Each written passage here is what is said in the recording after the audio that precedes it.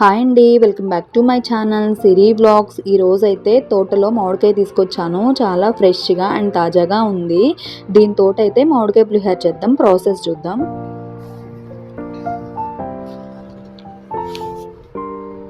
ఇప్పుడైతే ఒక మామిడికాయని తీసుకొని నీట్గా కడిగేసుకొని తొడియం తీసుకోవాలి. తొడియం తీసేటప్పుడైతే సొన ఎక్కువగా వస్తుంది. దాన్ని కూడా నీట్గా వాష్ చేసుకోవాలి. మామిడికాయ చుట్టూ ఉన్న పీలంతా తీసేసుకోవాలి. ఇది వగరగా ఉంటుంది కాబట్టి ఇదంతా తీసేసుకొని పక్కన పెట్టుకోవాలి. నేను తురిమే స్ట్రైనర్ తోటి ఇదంతా తురిమేసుకుంటున్నాను.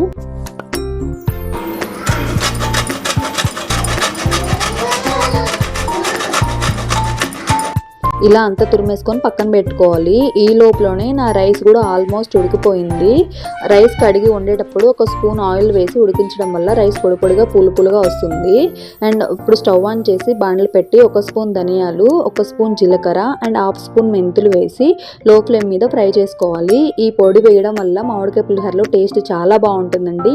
ఎప్పుడైనా ట్రై చేయకపోతే ఒకసారి ట్రై చేయండి, చాలా బాగుంటుంది. అండ్ ఇలా లో ఫ్లేమ్ మీద ఫ్రై అయిన తర్వాత గిన్నెలో తీసుకొని కొంచెం ఆరబెట్టుకొని మనం మెత్తగా మిక్స్ చేసుకొని పక్కన పెట్టేసుకోవాలి. ఇప్పుడు మామిడికాయ పులిహోరలోకి నేను 4-5 పచ్చిమిర్చి తీసుకుంటున్నాను. వాటిని ఇలా నిలువుగా చీలికల్లాగా కట్ చేసుకోవాలి.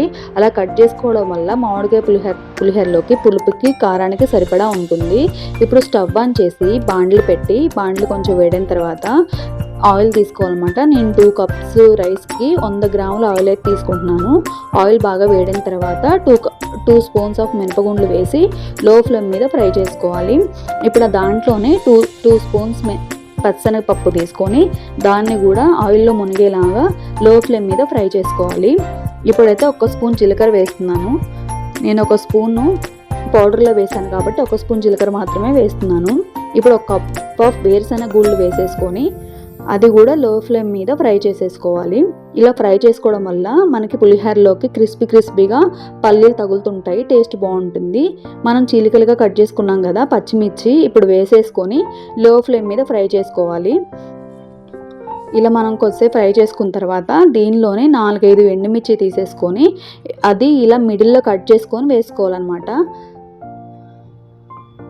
ఇలా కట్ చేసుకొని వేసేసుకోవాలి. దీన్ని లో ఫ్లేమ్ మీద కలర్ అంటే ఎండుమిర్చి కలర్ చేంజ్ అవ్వకుండా ఫ్రై చేసుకోవాలి. అలా అయితేనే పులిహోరలోకి బాగుంటుంది. నల్లగా మాడితే అంత టేస్ట్ ఉండదు. సో ఇప్పుడు ఇంగువ వేసేసుకొని కొంచెం ఫ్రై అయిన తర్వాత మనం తురిమేసి పక్కన పెట్టుకున్నాం కదా, దాన్ని కూడా వేసేసుకొని 5-6 మినిట్స్ ఆయిల్లో ఫ్రై చేసుకోవాలి.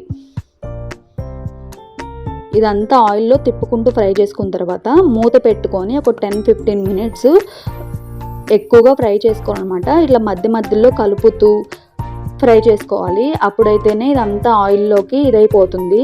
ఇలా ఆయిల్ అంతా పైకి తేలిన తర్వాత ఒక 2 రెప్పల కరివేపాకు వేసేసుకొని దాంట్లోనే 2-3 స్పూన్స్ పసుపు వేసుకోవాలి. పులిహోరలోకి పసుపు ఎక్కువగానే పడుతుంది కాబట్టి పసుపు వేసుకున్న తర్వాత లాస్ట్లో మనం ధనియాలు జీలకర్ర పౌడర్ కూడా వేసేసుకోవాలి. అంతే. ఇప్పుడు నేను రైస్ తీసుకొని దాంట్లో పసుపు వేసుకుంటున్నాను. ఇప్పుడు మామిడికాయ తురిమిందంతా ఇందులో వేసేసుకొని కలిపేసుకోవడమే. మనం కలిపేటప్పుడు రైస్ని పొడిగా కలిపేసుకోవాలి, ఇరగకుండా. అంతే, ఎంతో టేస్టీగా ఉండే మామిడికాయ పులిహోర రెడీ అయిపోయినట్లే. మా ఇంట్లో కూరతో పని లేకుండా తినేస్తారండి, అంత టేస్టీగా ఉంటుంది అనమాట. చాలా రుచిగా అండ్ కమ్మగా ఉంటుంది పులిహోర. మా పిల్లలకి కానీ చాలా ఇష్టం. ఇంట్లో పిల్లల నుంచి పెద్దల వరకు చాలా ఇష్టంగా తింటారు. ఈ వీడియో కనుక నచ్చినట్లయితే ప్లీజ్ ఒక లైక్ కొట్టండి అండ్ సబ్స్క్రైబ్ చేసుకోండి. Thank you for watching.